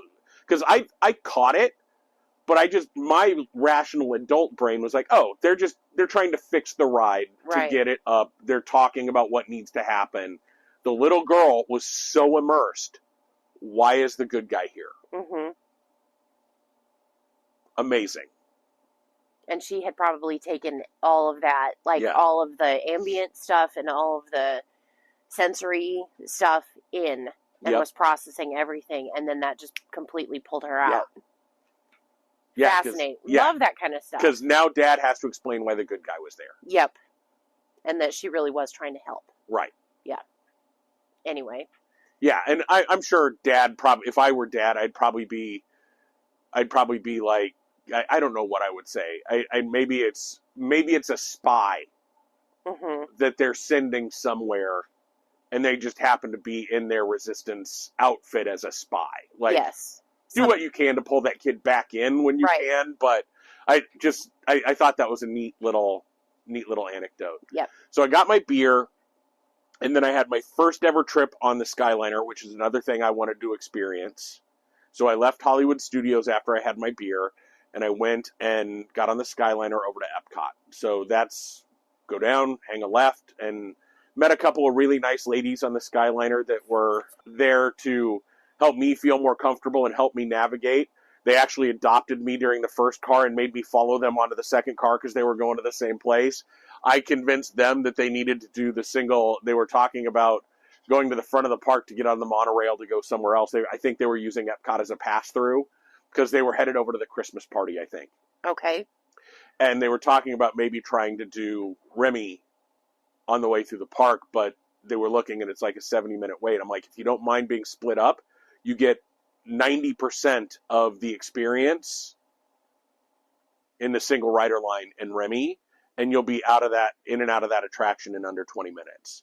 You're like, I think we're totally going to do that. And the one had been on it before, so was like, yeah, let's totally do that. Let's go. But that was fun. So those are the moments where, like, if you would have been paired up with other people on the Skyliner, you may have been a little reluctant to engage. I was just full on. I made friends that day. But that's you. Yeah. Talking about where they were staying, how often we come to Disney. We talked about you and your resistance to the Skyliner because of heights and falling from heights and that kind of thing. And getting stopped, dangling. Right. The one lady who was in the car with me was like, I'm deathly scared of heights, and I love this. So someday we'll get you on the Skyliner. It will be a crisp, clear blue day. Yes. Blue sky day. But so then I went into Epcot. I am trying to remember my Epcot day now. I know you did Remy. Yeah, I got on Remy in the single rider line. And then I was just walking around, and I stopped at, the Odyssey building? Yes. Yes, I stopped at the Odyssey building, had the sweetest cookie I've ever had in my life, and I got a hot chocolate that had Bailey's or something in it. I thought it was iced or frozen. It was not. It was a hot chocolate. It was too hot of a day for me to be drinking hot chocolate, but I did it anyway. And I got the Spaceship Earth cookie. Okay. Which is like a traditional sugar cookie with sugar sprinkles on the top of it, a layer of caramel, it's like salted caramel, and then like a gingerbread cookie underneath that. Super tasty. I ate about half of it. I think it was the size of my head, and it was probably the most sweet thing I've ever eaten in my life. Okay. So then as I'm walking around, I realize that I am getting the sugar shakes. Need protein. Because I have eaten nothing but sugar all day. And I decided, you know what, let's go cross Space 220 off my bucket list. I know they have a walk-up wait list for the bar. Like, not the lounge, but the bar. So I got over there, and I got in line. I'm like, how long is the wait to get a seat at the bar? And she said it could be up to 45 minutes. There's 2 people in front of you. And I'm like, what else am I going to do? So I stood in line. And it was only about 20 minutes before I got called into my space shuttle to go up to the Centauri station and go up to Space 220, where I had a couple of really delicious short rib sliders that are served with French fries. And I had a couple of cocktails while I was there. I had a black hole fashioned, which is just a basic old fashioned, but instead of simple syrup, it uses Demerara syrup. And they use food dye to turn it really black, and it's served with they do a smoky citrus smoke flair with it, which was really cool. And then I had basically a Moscow Mule while I was there as well. And that was super fun bartender there. I talked to her for a bit, and she was a great bartender, had a lot of fun. And that's a good experience. I don't know. I told Candice after the experience, I don't think I need to go there for the pre-fee menu. Like for the main restaurant. For the main restaurant. I will be perfectly happy trying to find my way into the bar. I wish they would take the lounge back to non-reservation and just have the lounge be entirely walk-up. Mm-hmm. Because right now there's 15 seats at the bar that are walk-up. And the lounge, I think, is the better experience. Mm-hmm. So if I'm going to get a reservation there, I'm going to get a reservation in the lounge or walk up to the bar, not the main restaurant. Okay. That's my hot take for this part 2. And then I'll speed this up because I feel like I'm droning on and on and on. I got on to Soarin' next because I wanted to check whether or not the Eiffel Tower was still curved because I had heard they fixed it. Improvements. There have been improvements, but I wouldn't know because I got the perfect seat. Of course you did. I got Concourse B, row 2. Yep. Right in the middle of the car. I was like 3 or 4 people back, so I was right in the middle. I had the perfect, that's the ideal seat to go on Soarin' for, mm-hmm. and I got it on my solo day. So, and then I went on Living with the Land, Glimmering Greenhouses again, just because I love it. It's super awesome. We hadn't been on it yet at that point. No, we had been. Yeah, we had done that one. So I went on it again. And after that, I walked forward to Spaceship Earth, because you can't have a day in Epcot without going on Spaceship Earth. And took a couple of little pictures while on Spaceship Earth. And of Spaceship Earth during one of the light shows at the end, because that's another thing I wanted to experience. And then walked through Moana's Journey with Water in the nighttime, because I wanted to see that at night. That was pretty cool. And then hopped on my third transportation option for the day, the monorail, to meet you guys for dinner over at Ohana. that night. And so that was basically my solo day. I thought it was a ton of fun. I would totally do it again. Good. Yeah. Good. Yeah. I think you'd enjoy a full solo day as well. So I was just going to say, like, what would your feeling be about next time we go, if we have breakfast together or whatever, split off and do our solo things and regroup for either lunch and or dinner or whatever, and just kind of do that and see what the days hold. Yeah, that might be kind of fun. Fun little thought experiment. Just go off and do our own thing. Yeah, we should try it. Put it on the bucket list. All right. Because I think you and I move at different speeds. Oh, without a doubt. And that's okay. Right? We make compromises. Like, you'll move at my speed sometimes, and I'll move at yours sometimes, which is great. But then not having to look to anybody for what you want to do next frees you up at Disney. It does. Like, if you want to spend an hour on Main Street looking at the windows, you can spend an hour on Main Street looking at the windows. And nobody's going to look at you sideways for it. Nope. You're not going to have me sitting there tapping my foot going, the wait time here is here. The wait time here is here. The wait time here is here. I know. So, I know. So before we go back to dinner on that my solo day night, let's go back to Disney Springs for a minute, because I forgot that was my the only time that I went to the Hangar Bar. Yes. Was when we went to the Edison for dinner. Yes. The wait time for the Jock Lindsay's Holiday Bar is typically pretty long, because I'm using air quotes, they don't let you just walk in. Right. You have to wait in line, wait for somebody to leave, because the tables are all full. When we got done with dinner, we walked by. I noticed there was no line outside the door. So I just walked up to a cast member and I said, "Is it walk-in right now?" They're like, "Yeah, just go in." So we went in. We got a table in the back left corner. Did we get food there or just cocktails? I think just cocktails, because you had just eaten dinner. Yes, we just got cocktails there. And it's super cute bar. I went and found Theron's keys. And I think maybe they're listening to the podcast, because I think I got a new listener for the podcast that night. When I went over, because I couldn't find the lost and found, I didn't know where it was. I thought it was more like behind a bar kind of thing. No, it's by the bathrooms. Yeah, it's over by the bathrooms. I didn't know that, so I was asking. I'm like, I'm looking for a set of keys. And they're like your keys? Or I'm like, no, I'm looking for the lost and found. I'm like, oh, it's right over there. So I went over and I took a picture of Theron's keys, because why not? It's a little detail that I wanted to find. And so when I walked back, I'm like, the reason I'm looking for these is we host a small, tiny little podcast.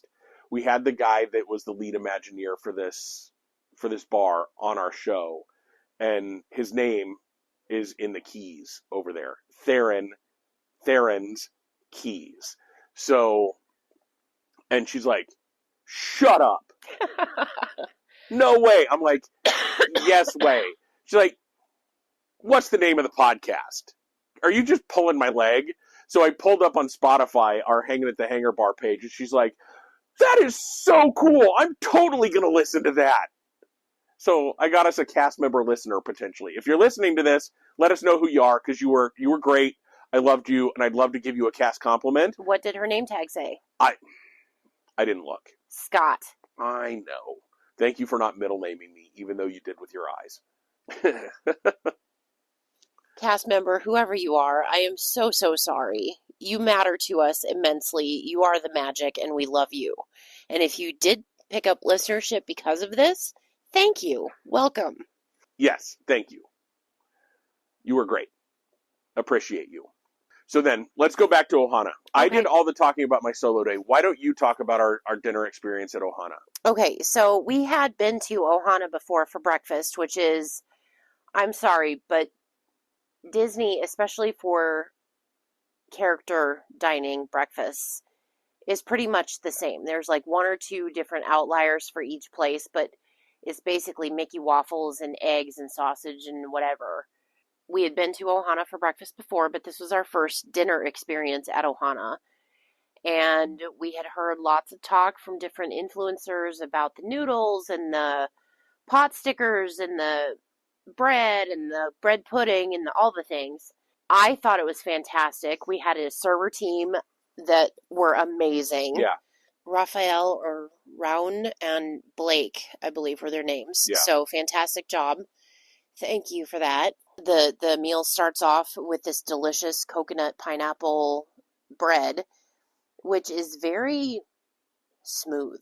Yes. It was smoother than what I was expecting. I was expecting like flakes of coconut and chunks of pineapple in the bread, and it was just like a baked bread situation. Yeah, I'm not a big coconut texture person.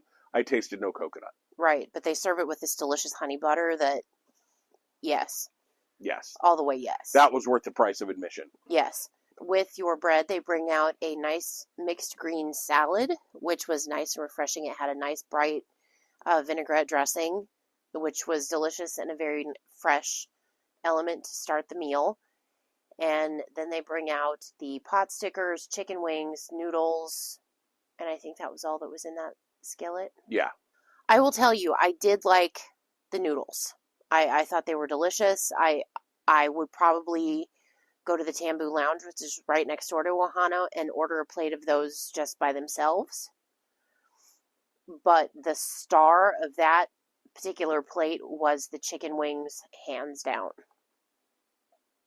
Yes. They were like a teriyaki coriander situation that was delicious. They were well cooked. They weren't dry.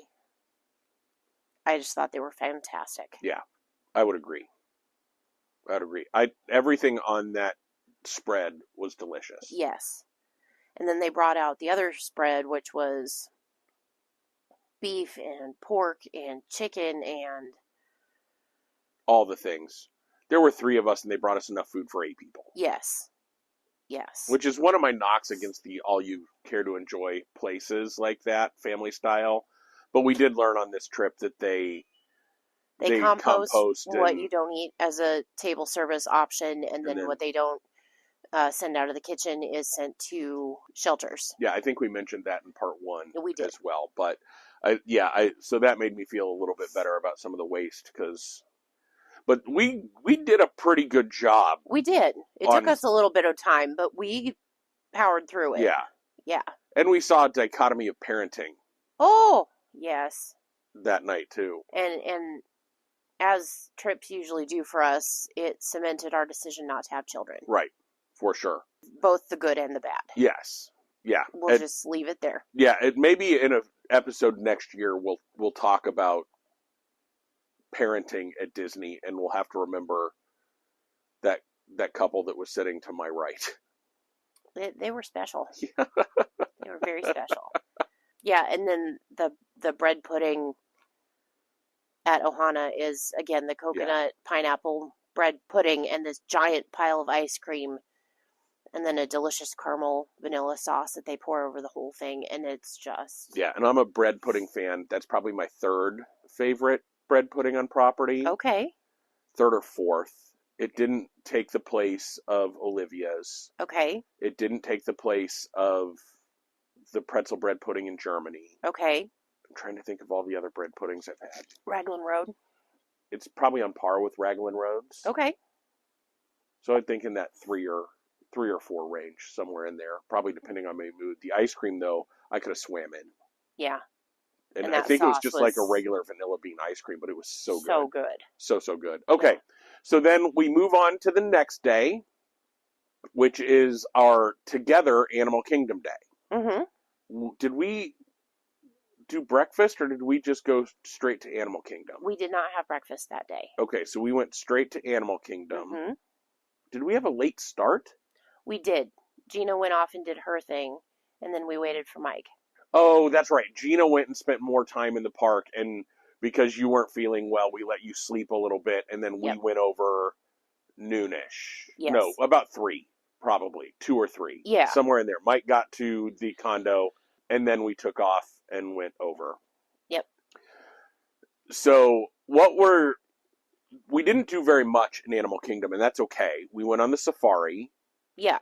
You tried the grilled street corn. I did, which It was delicious, but I think probably the original iteration where you could actually see it being grilled. Right. And had the cheese on top and that kind of thing, I think I would have preferred that rather than the just mass-produced, wrapped in foil and thrown at you. Yeah. Because this didn't feel like it had the Cohiha cheese or whatever it was. No, and it didn't. It just had the African spices on it. Okay. So they've changed it for the worst. They've changed it for the fast. Yeah. Yep. I mean, again, it was still good. I enjoyed it, and I would probably get it again. But it's not anything that rocked my socks. Yep. Or anything. Yep. And then we went over and we said our goodbyes to Dino Land. We did. We didn't get on any attractions, but we did get a couple of things to eat in Dino Land. We did. We got the buffalo chicken chips from Trilobites. Yes. And those were amazing. They were. The first bite I was a little disappointed, but the further I dug down in, the better they were. Yes. Yep, those were very, very shareable. Like, the portion was huge. Yeah, it would not have been a one-person snack. It would have been a one-person meal. Yes. And then you got some orange Dole Whip, wild berry. Yeah, I don't remember what the name of it was, but it situation. has a chocolate coin of Rafiki on it. Yeah. So it was a Rafiki something. But it was a Dole Whip float with wild berry soda and orange Dole Whip. Yeah, which I thought was tasty. Yeah, I thought it was really good. I think the orange Dole Whip might be the favorite at this point. I like it better than pineapple. Yeah, you don't like pineapple. I do like pineapple, but the pineapple Dole Whip sometimes gets a little tart for me. Yeah. This had none of that tartness to it. No, it tasted like a Dreamsicle? Yeah, dreamsicle. Yeah. Yeah, so that was really good. I took a couple pictures of Gertie and her Santa get up. Yep. And we waved goodbye to... That was not Gertie. Gertie's over in... No, what's the name of the dinosaur? I don't know if it has There's a name for it. Yeah. But anyway, took some pictures of it in its Halloween or in its Christmas costume. Mm-hmm. Then we walked and we explored a little bit of the Tree of Life. What did you think? That was the close you've been to the Tree of Life. What did you think of that? I thought it was amazing. I mean, and that's one of the most beautiful things and the most beautiful icons of a park I can think of. Mm-hmm. And it's just stunning. Yeah. The artistry and the craftsmanship in that thing is just wow. Yeah, it's crazy, isn't it? Wow. You could spend all day looking at that and not see everything that's carved into it. Uh-huh. I'm convinced of that. Yep. It was pretty fantastic. I think at some point I do want to go into Animal Kingdom, maybe when we're both feeling better and not as tired, and just truly spend an hour or two just walking around the tree and looking. Mm-hmm. But then we saw some little howler monkeys. Yes, that I was quite concerned right along with because, like, Mama Monkey was making some noise and looking around a lot. And we shortly figured out, because of a cast member conversation that was being had, not quite enough for the people around not to hear. Right. But it was between two cast members. It wasn't like we were speaking with a cast member. Right. It was just... And they were like, well, why are you upset, Mama? What do you see? Where do you see it? And apparently there was a little garter snake that was either in the enclosure or by the enclosure or something. And so I had to leave. Because garter snake or not, it's still a nope rope as far as I'm concerned. And yeah, no. Nay. Nay. So then we just wandered around a little bit more, did a little bit of light shopping, and then we went and sat at Nomad Lounge. We sure did. And what did we have at Nomad Lounge? So we had the churros. And what did you think? They were by far the best on property. Yeah. They were nice and light and crisp, like they're supposed to be. Lots of flavor, but not overly so on the cinnamon and sugar. The dipping sauces that we had was their standard vanilla dipping sauce. And then their seasonal sauce was a spiced Mexican chocolate, which was my favorite of the two, but I like spiced chocolate. Right. So. And I thought the chocolate was good. I'm just more of a vanilla bean kind of guy. Yeah. So and fun. Then for the drinks, I did have the seasonal s'mores martini. Yes. Which was delightful. And I will say that the longer you leave the marshmallow floating in it, the more soaked with alcohol it becomes. Right. That can be a lot to handle. Yes. But it was delicious. A drunk snack is what I think you called it. Yes. And then I also had the Jen's Tattoo, which was my first time ever having that drink, I do believe. Mm-hmm. And I like watermelon-based drinks. And the Hightower Rocks is the one that I usually get there, which is basically a watermelon margarita. Right. This one, the Jen's Tattoo, was far superior, in my opinion. Yeah. To the Hightower Rocks. Yeah, I knew you loved that one. You drank that one like it was water when it got to you. Well, you couldn't taste it. Right. And I don't remember what cocktails I got. I know I got the Snow Leopard, I think, is one of them. Snow Leopard Salvation, and then something else. Yeah, I don't remember. I don't have as good a memory as Candice does. But, yeah, just going and hanging out there, we saw one of the little band flotillas go floating by. And we just sat there until we went to dinner at Tiffin's. Mm-hmm. Which, again, a fantastic experience. Yes.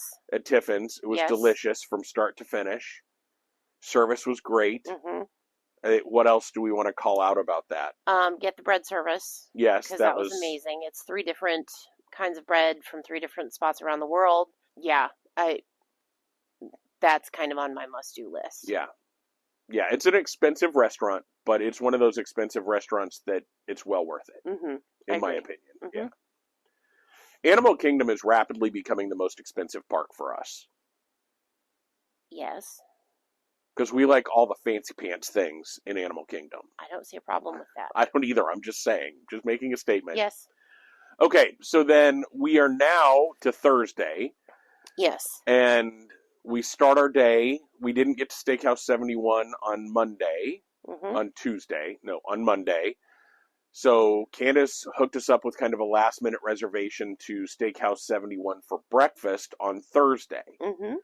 And what a great idea, because, again, that was Christmas party day, so we knew we were going to be in park super late. Yes. So we decided we didn't need to be at Magic Kingdom at Rope Drop. Right. We didn't need to get there super early, so we got I think it was an 8:30 or 9 o'clock reservation 9:00. At Steakhouse 71 breakfast, which was delicious. Mm-hmm. And the menu there is a lot heartier.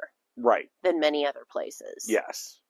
Yeah, I had a Walt's hash. The prime rib hash? Yeah, the Walt's prime rib hash, and it was really, really good. And I'm not usually a hash person because I'm not a big breakfast potato person, but everything else about it just sounded delicious. So I got that, and it was really good. I also got the bacon grits, which I would swim in those too. They were delicious.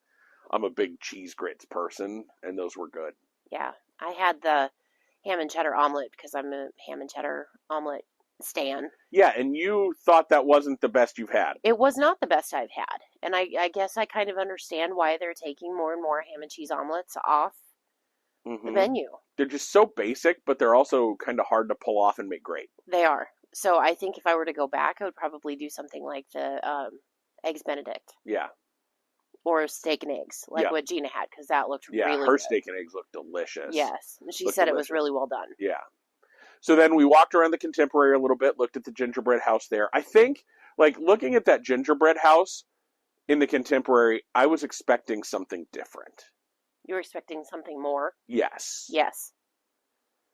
But that really, if you think about that building, that's the only place they have to put that. That's true. And unless they were to put it, downstairs. There's not really any space, though. Right. And that's not a big walkable place. Put it on the floor with the ballrooms or whatever. But there's so many conventions that come through there that it's hard to be able to do that. And so they do the best they can with what they have. Yeah. I'm kind of, if there's any regret that I have, it's that we didn't make it over to the Grand Floridian at all to see that gingerbread house. Just because I think that one probably would have lived up to my expectations for gingerbread houses, but it just didn't work. It's fine. I call it a regret, but it's not like I'm losing sleep over it. Right. Because it just didn't work out this time. So then we went over to Magic Kingdom. I don't think we have to detail everything we did in Magic Kingdom. Before the party, anything that you would call out as a highlight? Let's talk about Tiana's. Oh, yes. Yes. Wear your swimsuit. Oh, my Lord. Never in the history of the 115 times that I was on Splash Mountain was I ever a fraction as wet as what I was when we got off of Tiana's this time. Yes. I think we did that to ourselves a little bit. We did. Because of our placement in the boat. We did. Weight displacement in those boats has a lot to do with how wet you get. Yes. How much splash is made. Yes. So Tiana's like a good change. Splash Mountain needed updated. Good change, but I think we also had some interesting thoughts, maybe not so much about it. Really? I thought it was super cute. I loved it. Well, I'm not saying I didn't love it, but I think we both agreed that the focus for like where they want you to look is very pointed. Yes. Whereas on Splash Mountain, you could look anywhere and see whatever. And I don't think that's necessarily untrue for Tiana's. Right. But at the same time, I think it's very focused on where they want you to look. Right. Yes. And it seemed to be a little abbreviated from what Splash used to be. And maybe I'm just focusing on the focus where they want me to look. Right. And not having it be like a whole atmosphere. Right. But yeah, because I think it's the same ride track, right? Mm-hmm. But I would say there was also what felt like an extra drop. It was an uppy down. It was a tiny hill, then a drop. Right. Yeah. So I wonder if they did add that. Because I don't remember that. Could be, yeah. But no, we were damp for well into party time. Oh, yeah. My sweatshirt that I was wearing was still wet at 7 o'clock at night. And we were on that attraction at noon. Uh-huh. 12:50, something like that is when our boarding group got called. Yes. So 6 hours later, walking around Florida, my shirt was still wet. Yes, and keep in mind that this is December, and while it was not quote-unquote cold, when temperatures drop in Florida, you've got to still remember that the humidity is there. So there's a damp in the air, and 50 degrees and humid like that feels a lot colder than 50 degrees in a dry heat. Yeah. So we were cold. It was a little chilly. Yes. Yes. Yeah, and Tiana's, I love the music. I love the atmosphere. The queue was super cute. I thought the ride was, the attraction itself was fun. There were some extra dark places, but I kind of chalked that up again to, like you said, pulling focus. And then also part of the story is you're in the deep, dark part of the bayou. Right. There's going to be places that are almost pitch black. Right. That's part of the storytelling, whereas with Splash, everything was bright. Everything was zippity-doo-dah. Yeah, from start to finish. And I thought the one thing I was most concerned about, kind of, was how they were going to do the big drop hill. I think they did a great job. I thought it was phenomenal. Mm-hmm. Thought it was great. Like, as much as we wanted Dr. Facilier's friends on the other side, I thought the way they did it was just as good, if not better, than what I had pictured in my head. Yep.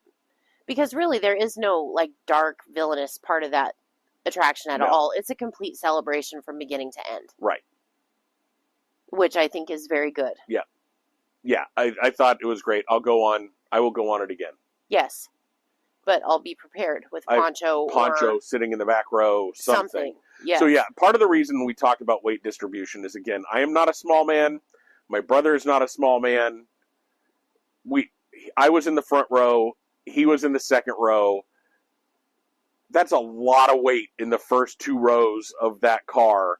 So when we hit every drop, the nose dipped and water came rushing over the top of the boat. Mm-hmm. And so even the smallest hill, Candice and I were in the front row, so even the smallest hill, we were getting splashed. Mm-hmm. Like, we were wet after the first drop.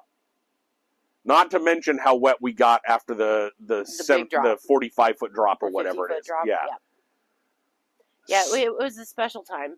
Yeah. Went on the riverboat for my first time. Yes. To say goodbye to that, because I wanted to be able to say that I experienced it. Yes. I'm glad I said we were experiencing it. I'm not going to miss it. Right. It was kind of boring-ish. It was, but, I mean, it's a piece of Disney history, so it's important. Yeah, it's important, and I think if they find a way to save the Liberty Bell, that would be great. Do something different with it. But I think it was worth doing. Yep. We got on the train for a little bit. We didn't do our normal ride around the park 4 times. Or twice. Whatever. But I think we got on it from Frontierland over to Storybook Circus, just to kind of switch sides of the park so we could work our way back towards our dinner reservation. Yeah, what else about Before the Party was a standout for you? Well, we did the People Mover. Yes. Which is always one of your favorites. Yes. Carousel of Progress. Yes, that's a must-do. It's not a day in Magic Kingdom without it. Right. We saw the Festival of Fantasy Parade from the People Mover. Yes. Which I got to see Maleficent's dragon in all her glory, and she's fantastic. So does that make you want to go watch that parade? No. No? I'm not a big parade person. I never have been. Right. Right. I get that. Which we'll talk about more here in just a minute. Yes. And then... So then we went to Skipper Canteen for dinner. Had a really great experience there. Good food. Mm-hmm. I made the mistake of saying they were bad jokes loud enough that our server heard us. And Skipper Christina was fantastic. Yes. She gave me so much crap throughout the whole meal. It was kind of fun. Because you said what you said. Right. But I think that also helped her feel more comfortable with us, because when she started poking fun at me about that, like, the whole table ganged up on me. Uh-huh. And so, like, everybody was there. Even tables 2 over was like, don't bring us into this. So that was fun. Skipper Canteen is, I think, some of the best food in Magic Kingdom. It's really good. Yeah. I've never had anything bad there. No. I think I had the duck fried rice. You did. Yes, and that was really good. A little different than I thought. It was just a duck thigh and leg, like the hind quarter, bone in on top of some fried rice. I thought it would be more like cut up for me, that kind of thing. But it was really tasty. The sauce on it was really good. Mm-hmm. We skipped dessert. We did. Because we were going out to the party. Which I'm kind of regretting now. Because the sweets we got at the party. But we'll talk about that. Yeah. So let's get into the party a little bit. Okay. What was your favorite part of the party? The fireworks and the very beginning of the parade. Okay, so I get the fireworks. Tell me more about the very first part of the parade. Mickey. Oh, okay. On a float with a Christmas tree. Yeah. And he was so cute. He was. He was very cute. Very cute. Yeah, I thought that was very cool. I liked the parade more than I thought I would. The Toy Soldiers. I loved the Toy Story. They need a new song. Or multiple songs. Yes. But also it's a parade, so it's hard to have songs that are different. Right. And also, I noticed something, and it's me being hypercritical because I probably shouldn't be, but I feel like I can be. Okay. But so they've got these songs that are being piped in or off the floats or whatever the case may be. And they all have vocal parts to them. Right. Like, so it sounds like people are singing. The cast members either need to commit fully to lip syncing properly or not. Right. I noticed more than once where, like, some people were doing a really good job and some people were just kind of phoning it in and other people weren't doing it at all. If you're going to do it, you have to do it. Yeah. Or don't. Like, right. Just let the music play and do your thing. Right. Don't worry about lip syncing to something. Right. Because if you don't do it right, you look silly. Right. And I wonder what the rules are on that. Like, are they supposed to lip sync, or is that just, it's not spelled out in the rules? So some people that really like the song sing along with it when they're doing their thing? There are rules for everything. Right. So I wonder what I don't know. What that is. But yeah, so I enjoyed the parade more than I thought I would. Mm-hmm. I will tell you the fireworks were great. I would have preferred it to have a story. Yep. Instead of just being fireworks to Christmas music. Yep. The Happily Ever After fireworks, or is that the current show? Mm-hmm. Yeah, I think is a superior show because of the storytelling. Right.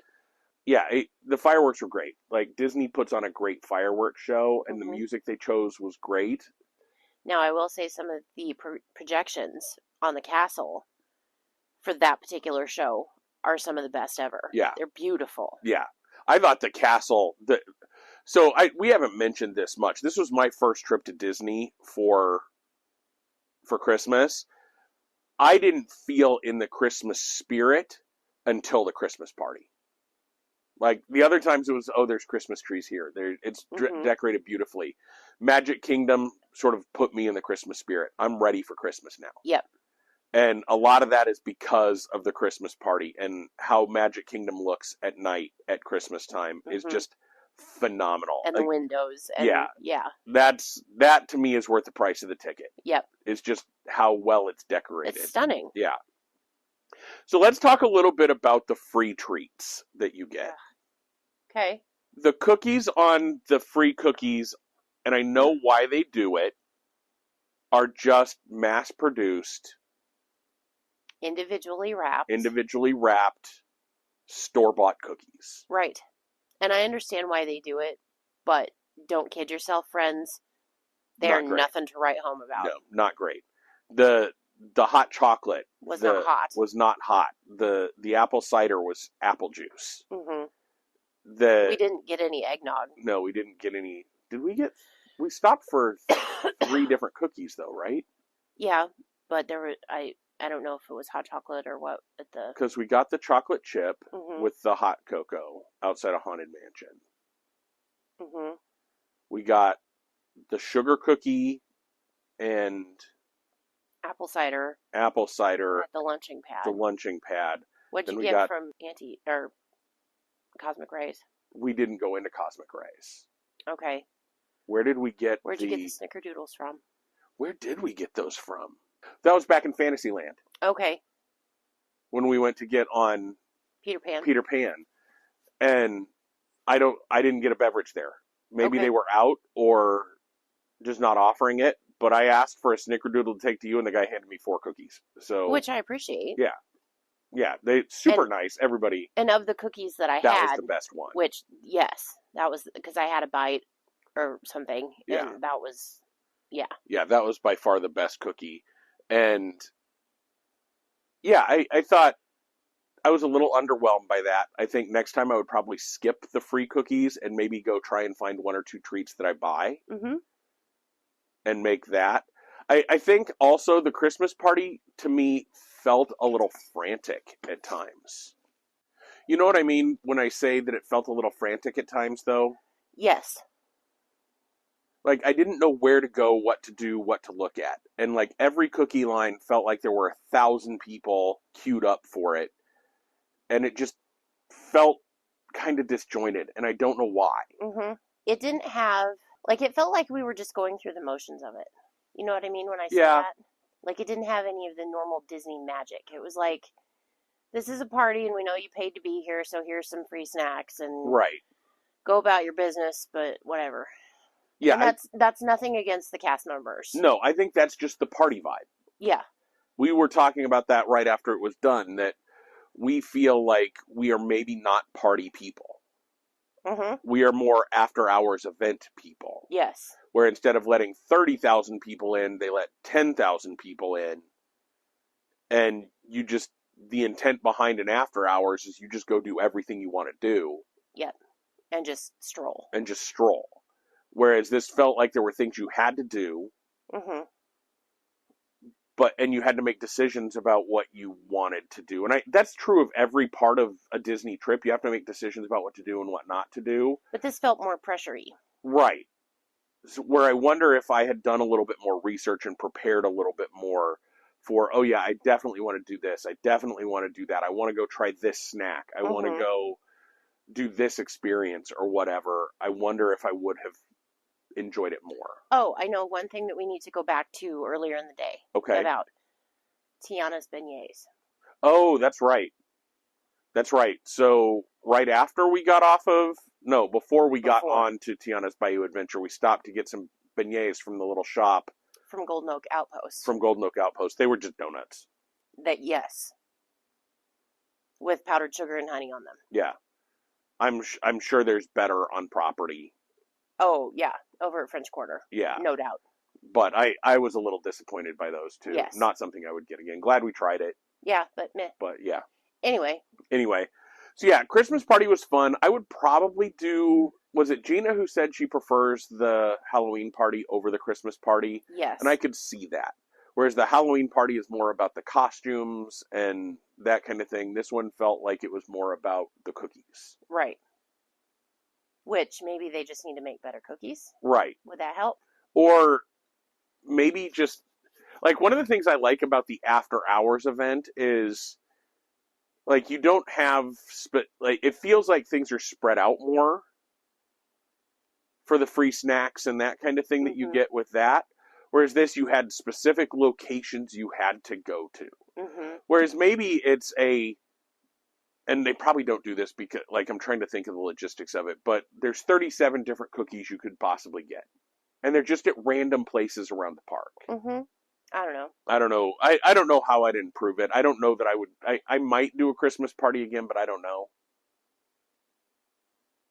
I mean, for me, the fireworks were really good. Part of that could have been where we watched them from. Right. And I thought the parade was adorable, and I liked seeing Santa Claus. Yeah. So I would probably do a party again, but I would go into it knowing more of what to do, what you wanted to do. Knowing not to get my expectations up. Right. Like to just roll with it and do whatever, whenever. Right. But no expectations. Yep, agreed. Okay, so that was a very late night. Yes. Leading into the next day was an Epcot day. Yes. Again, I think you were peopled out. Mm-hmm. You decided not to go into the parks on our last day. I did. And I think that was probably the right decision for you, right? Mm-hmm. Yeah, I don't regret that decision at all. And so that's the thing about a Disney vacation, folks, is make it what you want it to be. Well, why kill yourself? I don't know that that's necessarily what I wanted it to be. It's what my body needed it to be. Right. And that's another very important distinction, is listen to your body, listen to yourself. If you feel like you're starting to get run down, take a rest. Yeah. Don't push yourself to either the point where you get sick on your trip, after your trip, or hurt yourself because you just go. Yeah. Yeah, and I think, yes, you were sick, but I also think a 13 or 14-hour day the day prior with a lot of people and a lot of crowds by that point, things were getting busier. I think in addition to being sick, you were pretty peopled out. Yes. I was exhausted in a lot of ways. Yeah. Yes. So I think for you, that was the right decision. I think, so I went over to Epcot with my brother and sister-in-law, had another great day. Ate at a couple places that I've not eaten at before. Mm-hmm. So the first one was Nine Dragons over in the China Pavilion. I think one of the knocks I hear about that is that it's just like regular Chinese food you can get at your corner, your local place. I didn't think so. Okay. I thought it was better than that. Okay. And I wasn't super hungry, so, well, we started off at the little Joffrey's right outside the front of Epcot, and I had a large tea and a great big donut, because why not? Right. And so by the time lunch came around, I, again, was ready for some protein. So I wasn't super hungry, though, so I just had a corn and crab soup, which was basically an egg drop soup that was with a crab broth and then corn, which was really tasty. And then I also had a couple of smoked duck breast bao buns, which were just on the appetizer menu, and they were delicious. Mike and Gina both had what looked like more traditional Chinese dishes. I think she had a sesame chicken, I think. No, it was pistachio prawns. Yeah. And then he had the sesame chicken or something, like whatever it was. But those looked probably a little bit more like your traditional, but what I had was delicious. I would go back to Nine Dragons again. Okay. And then I also, that night, we went to Via Napoli, and that was absolutely delicious. Pizzas, pastas, server was from Rome. It was great service. And earlier I mentioned about, like, don't go into places expecting a quick time. We got over there right as our reservation time started at 8:10, and it was probably 20 minutes before we got seated. And we wanted to make sure that we saw the fireworks at 9:30. So I was starting to get a little nervous because I wanted Mike to see the fireworks show. So when we sat down, she asked if we wanted to order our drinks or if we were ready, and we had all kind of made our decisions. And I just said, we're trying to make the fireworks if at all possible. And she said, I got you. And we each had more than one cocktail. We eat 3 different types of meals. Mine was a stone pizza, an all meat, like fire roasted pizza, stone pizza oven. Pizza oven? Yeah. You've all seen the pictures, the ones in Via Napoli, where they're named after the volcanoes, right. Blah, blah, blah. So, but she had us out of there 10 minutes before the fireworks started. So it took 50 minutes for us to get multiple cocktails, an appetite, a bread service, and our meals, and a cappuccino espresso at the end for Gina. And we were out of there in 50 minutes. Nice. So, and it didn't feel rushed at all. Good. We could have taken our time more if we wanted to, like, oh, let's just get our cocktail and enjoy our bread and then order. But because we wanted to see the fireworks, she hooked us up. So, great. Again, talk to your cast members. They are not mind readers. Yeah. And not everybody wants to see the fireworks. So if you want to do something like that, let them know. Right. Right. And Epcot, such a busy day that day. That was Friday. At times, World Showcase was shoulder to shoulder people all the way across. Like the America Pavilion, like you know how big the America Pavilion is, right? Yes. It was full of people. Like, I'm sure if you were to look at it from space, it looked kind of like water running. If you would be able to see pavement from space, I would have been surprised. Yeah, it's good that I wasn't there. Yeah, I made mention multiple times that I'm like, I'm glad Candice isn't here. She'd be having a miserable time. It was the busiest I've ever seen that park. Wow. But, weird thing, when we left dinner to go see the fireworks, World Showcase was empty. We walked outside of Via Napoli in Italy, and we walked across to the railing there by the lagoon. We were second row. And when we went to dinner, that entire pavilion was packed with people. I think a lot of that has to do with Candlelight Processional and who was narrating that evening. Yeah. It was Brendan Fraser. I know he's popular, but I didn't know he was that popular. But the number of people that didn't stick around for fireworks blew my mind. But you think about it too, and you can see those fireworks whenever. I mean, it's not like a Christmas special thing. Right. Yeah, because I expected after we left, with 10 minutes before, there were some tables back in like the little courtyard part, and I'm like, we could just sit there, but let's go see if there's a spot closer. And when we got out there, like, my eyes probably went, and I remember saying, where is everybody? Yeah. Where are they watching from? And my guess is they probably just weren't watching. Mm-hmm. So yeah, that was I love the Epcot fireworks, by the way. I think that is probably my favorite fireworks show at the moment. I just love the story. I love the fireworks over the lagoon, all of that kind of stuff. I just absolutely love. So that was a great way for me to end the trip. And then we had a super smooth travel day yesterday coming back. So you can't really complain about a super smooth travel day. Nope. Because they don't happen often. Right. So yeah, that was our trip. Yep. Anything else that you wanna mention to folks? I don't think so. Okay. Then we will end it there. Hopefully you've enjoyed this kind of special break time, hanging at the hangar bar, Disney after dark type episodes. We love recording for you all, and this was a fun one to talk about because I love reliving our trip as we talk about it. So thank you so much for listening in, and remember, there's always a great, big, beautiful tomorrow. And we'll see you real soon. Happy holidays, everybody.